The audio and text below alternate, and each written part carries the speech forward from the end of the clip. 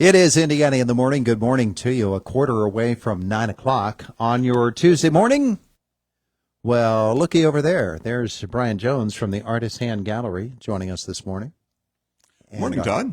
Good to have you back. Good to be back. Haven't seen you in a while, but we've got you scheduled over a couple of different weeks here because you've got some big things that you're going to talk with us about, events that are happening both at the gallery and outside. So Right. we'll be visiting with you on that topic.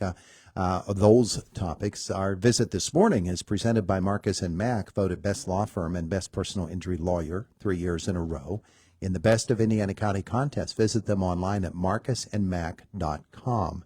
So I told our Facebook viewers that Brian is bringing some works of art with him I to sometimes share. bring props to show on the radio. Isn't that strange? But you do have that Facebook following, and we have a few things. I guess the camera is over there, right? It's over there now, yeah. Good. Yeah, show it again.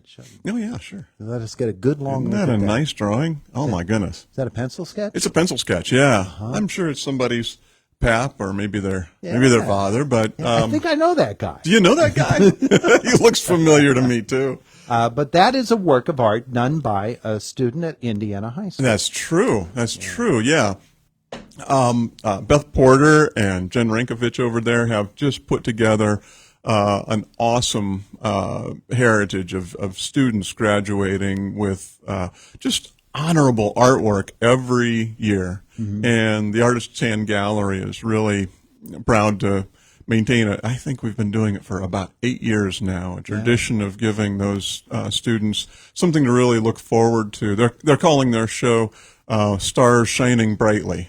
And they do continue to shine after they graduate. Many of them go on to continue practicing their art in one way or another. Others just learn a lot from it. But it's something that we really enjoy. You're probably driven by our gallery and seen on the window it says art plus coffee plus community, and community is really important to us. Sure.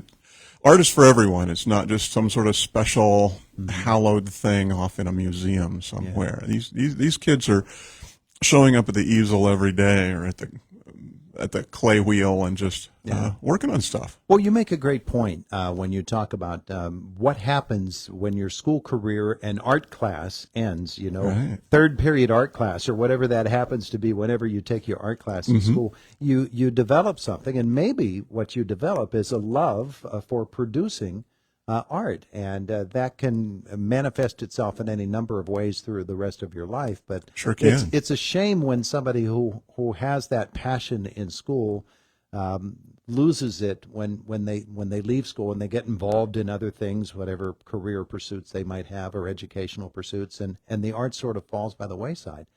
So this is a way to actually help them to understand that it's a part of who they are. Yeah, I get to go into the art club at the end of school one day every year, just before this exhibit, and talk to the young students there about their practice and how to think about it getting shown, what value it has. We do an exhibit in the gallery that values their art. They get to have a real.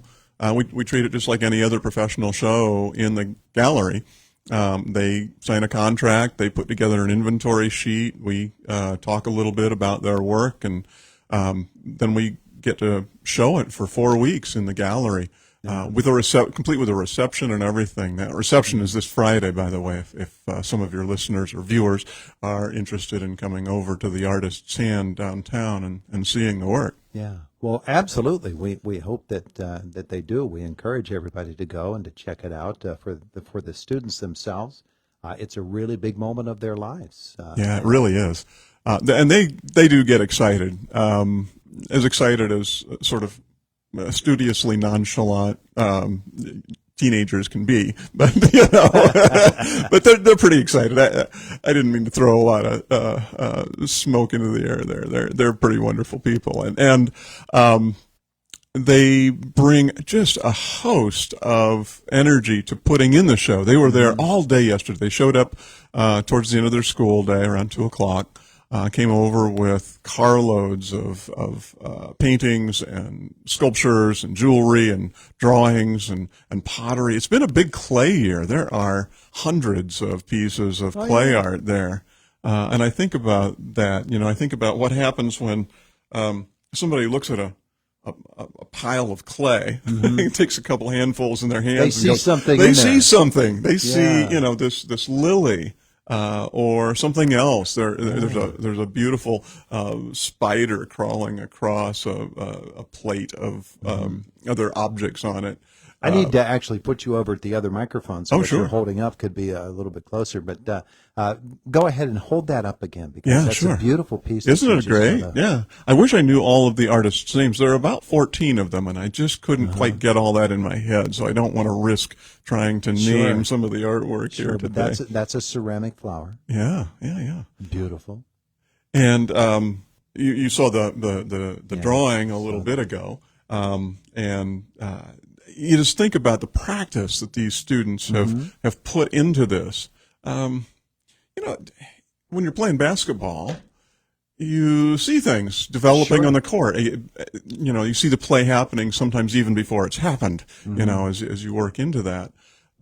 I think in art that same thing is true. You see the clay, or you see the graphite and pencil, or graphite and paper, and you can imagine what comes next. And that doesn't come out of just some sort of magic wand that's been waved over you. The person playing basketball has practiced long hours shooting free throw after free throw after free throw. And the same thing is true about the visual artist making circle after circle after circle until they have that hand and eye coordination. They start seeing the things. Yeah. They start seeing the lily in the clay, so to speak. Well, what I remember telling you years ago when I used to do that sort of thing, that I still have folders of stuff that I did when I was in school, and then afterwards, and I might have held on to a drawing that I didn't particularly care for. I didn't like the proportions. I didn't like the way that I styled it and everything, but I liked the way I made that hand.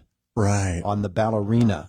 And so I kept the drawing just for that Just hand. for that hand. Sure. The rest of it I don't even want to look at because I see all the flaws, but that hand was perfect. Yeah. And I kept it just for that reason. Those are victories. Yeah. Yeah, the little wins that you get in the course of years. Like the Pirates don't win very often, but when they do, you celebrate. Yeah, you remember win. and you remember that moment, don't you? Sure. Yeah, absolutely. So tell me the big picture that you have there. Well, is that an oil work or a pastel? It is an acrylic. It appears that's been varnished over. It looks an awful lot like an oil. It's a way of looking at grapefruit. But somebody has spent hours studying this grapefruit. I think artists get to a particular place where they understand things better. We kind of toss off most of what we look at. We couldn't bear it if we had to study every little thing that came in front of our eyes. But what our artists do for us is they look at these things for a long time, and I like to think of it as a dialogue that starts happening between the object or the idea and what they make out of it. You see the vibrancy of the colors in that work there. Sure do. It makes me thirsty. Use of light.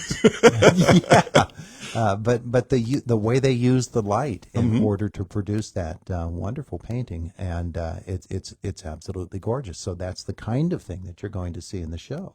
Exactly. There's a whole wall full of drawings and paintings of objects and people and ideas. Sometimes it's an abstract idea that's been placed on the wall and in front of the artist that we get to spend some time with and ponder and see through the artist's eyes for a while. When I look at a slice of grapefruit or something, I might not see it just this way. Yeah. And that's the cool thing about coming in and seeing art at the Artists and Gallery and seeing these young people's work is we get to see through their eyes the way that they saw this grapefruit on this day and saw the radiant colors and the light playing over it. Where does that light come from? We don't really know, and maybe it's not even important. But that artist captured that grapefruit at that particular moment and makes us think of the rainbow of colors and the way that yellow fades into orange, fading into red and magentas. Yeah. Oh, it's just gorgeous. That grapefruit is very much like a sunset. Very much. Very much. So, yeah, you can see that on Facebook right now, but you really need to see it in person, and you can do that with the show at the Artist Hand Gallery. So the show's going to be up for how long? The show will be up until March 22nd, so there's several weeks available for folks to come into our regular hours, 9 to 5 every day, open late on Fridays and Saturdays, or Thursdays and Fridays until 8 o'clock. There at 732 Philadelphia Street, downtown Indiana. I can imagine some of the artists who have produced these wonderful works just going into, sit and be there with their baby. I think so. I think so. I've seen some of the high school students come by with their friends and just hang out. But to see it in that setting as well, and to understand that what they have produced is part of an overall mosaic of wonderful pieces created by them and their classmates. That's a nice way to put it, Todd. It really is a mosaic. They've really filled the walls.